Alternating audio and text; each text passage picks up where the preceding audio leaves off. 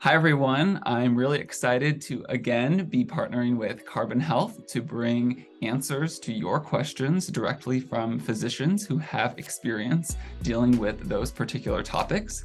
And today I'm really excited to be joined again by Dr. Aaron Weinberg, who is a pulmonary critical care and internal medicine physician, as well as the National Director of Clinical Research at Carbon Health. And today we'll be talking about a topic that has been brought up quite a bit in the last few months, which is called postinfectious cough syndrome, or otherwise known as a lingering cough. So I'm going to turn it over to Aaron. If you could please just give a brief description of what even is post-infectious cough syndrome. Sure. Thanks for having me, Dr. Swanda. Lingering cough or post-infectious cough syndrome, I think we've all experienced this. It's usually that cough that continues, that triggers those embarrassing stares in public after a respiratory infection. And you just can't seem to kick it. You get the family or friends comment, "Are you sick? Should you be getting that checked out?" It reminds me of that famous quote, "Love and cough cannot be hid." So it's definitely, unfortunately, outwardly visible and audible. So what is post-infectious cough? The term usually refers to a cough that lingers 3 to 8 weeks after a respiratory infection. And sometimes that respiratory infection can be viral due to a virus or due to bacteria. And some common viruses that tend to trigger this are the flu. RSV is another one, which is circulating now, as well as the flu. And COVID-19 has also been linked to this in addition. Certain bacteria can cause this. Mycoplasma is a kind of bacteria, as well as Bordetella, which can trigger these lingering coughs. It's common. It's a common condition, something I used to see all the time in my pulmonary practice. Now, you mentioned several different viruses that we know can typically affect people at certain times during the year. So do we see any type of seasonality with post-infectious cough syndrome? It can really happen any time of the year after any kind of infection. However, in the winter months, we tend to see more circulating viruses. People tend to be inside more due to the weather or family gatherings. So you may be more likely to get infected by certain, viruses. And that may be why we see a clustering around this time of year, but it certainly could happen in the summer months too. So now we know what causes post-infectious cough syndrome, but why exactly does post-infectious cough syndrome occur? Yeah, that's a good question also. And there are potentially different reasons for why this lingering cough occurs. One of the main drivers, we think, is inflammation. So they've done procedures called bronchoscopies and biopsies, where they've gone down into the lungs with a thin camera and taken samples of the lining of the lungs. And they found a lot of inflammation in those samples. They've also found that what they call the epithelial lining of the airways, which are cells that line our airways, those tend to be disrupted in these conditions too. So you don't have a smooth lining of cells, you have inflammation there. And this can lead to increased sensitivity in the airways. Sometimes nerve roots are exposed, and that can also lead to irritation and that reflexive cough.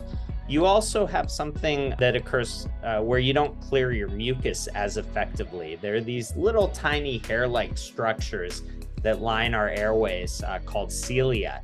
And they're almost like the fibers of a brush, and they help our airways clear mucus that forms due to infection. And those can get destroyed sometimes by the inflammation and the infection, and they don't work as effectively. So you end up having a lot of mucus in your airways, and you just can't get rid of it very effectively. So to kind of summarize, I would say it's due to inflammation, disruption of the lining of the airways, as well as maybe this cilia dysfunction, and you just can't clear the mucus out. Besides the damage that could happen to your epithelial cells, what other contributing factors could play a role in lingering cough? There's also a thought that there could be upper airway or sinus involvement. So just like your lungs can get inflamed from infection, so can your sinuses and the upper part of your airway.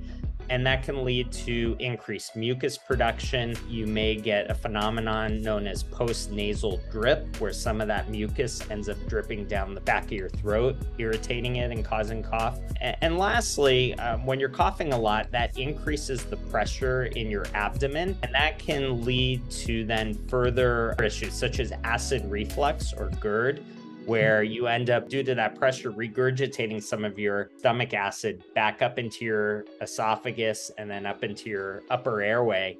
And that can also lead to irritation and chronic coughing.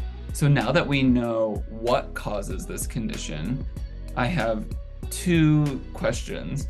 One, can this even be treated? And if so, how could it be treated?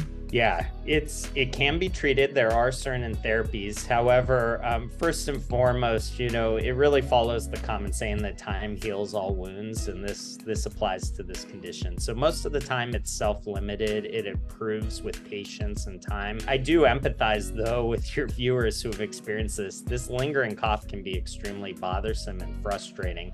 However, I want to reassure people that with time it does get better. Sometimes you may choose to see a doctor for this, and they may elect to do an x-ray because they want to make sure that there isn't anything else going on or anything more concerning that may contribute to the cough. Your doctor may sometimes choose to prescribe an antibiotic. Most of the time, this is no longer infectious. There is an infection that can linger that should be treated, and that's known as Bordetella pertussis, or whooping cough, you may have heard of.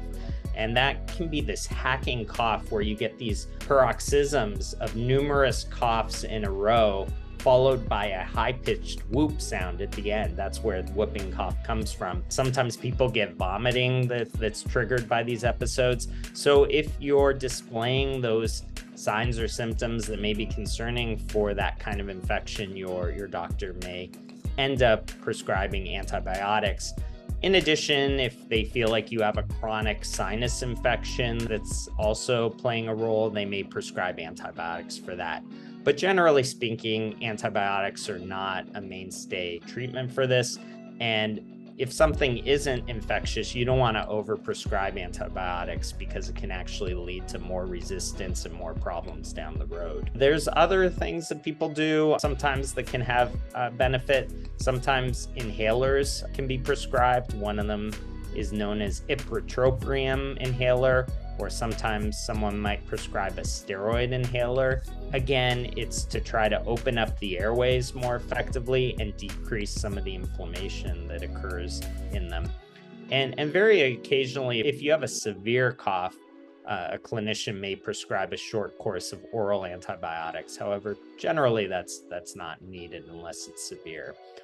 Other remedies people can try are cough drops, over-the-counter cough suppressants such as dextromethorphan. There's also Tessalon pearls, humidifiers, tea with honey. Those are also some things people try. And then lastly, like I mentioned earlier, if you do have that acid reflux or that burning in your esophagus that may be contributing, sometimes an antacid can help. Taking H2 blocker or a PPI can sometimes be beneficial as well. So besides the treatments that you had just listed, is there anything else that you may recommend as you've seen this condition with your own patients in the past? Well, if you're having a lot of upper airway nasal congestion or sinus congestion that may be causing postnasal drip and contributing to the chronic cough, there may be a role for oral antihistamines or also nasal sprays. Sometimes you can do an anti-inflammatory or antihistamine nasal spray, as well as saline flushes, which can also help if postnasal drip is playing a role. And we're hopeful that time would help someone relieve their symptoms of this lingering cough. But if someone's conditions are not improving, what could they do? If someone is not improving, especially after 8 weeks, they probably should visit either their primary care provider or a pulmonologist to get it evaluated further and look into other causes of a chronic cough. Because generally speaking, this lingering cough tends to last between 3 to 8 weeks. So beyond that, you really want to get further evaluation. I would also say if you have any concerning features even before those 8 weeks, such as trouble breathing, coughing up blood, if you start to have persistent fevers, weight loss, these should all be signs that maybe you need to get this looked into a little bit earlier just to make sure it's not a more concerning condition. But the good news is that most people recover just fine with time. So although it's easier said than done, I encourage everyone to be patient with yourselves, and seek out some of the symptomatic remedies I mentioned to help you get through this unfortunately annoying time. Yeah, very helpful information though for the general public.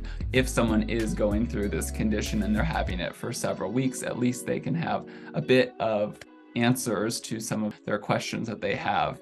And with that, we want to thank Aaron for his time yet again for answering questions that we have from the community and helping to make health science more accessible. So be sure to check out Aaron both on LinkedIn as well as on Twitter. He's always posting new scientific topics and some great research that's coming out of Carbon Health. And be sure to let us know what other topics you want to hear from us in the future. So thanks again for tuning in, and we'll talk again soon.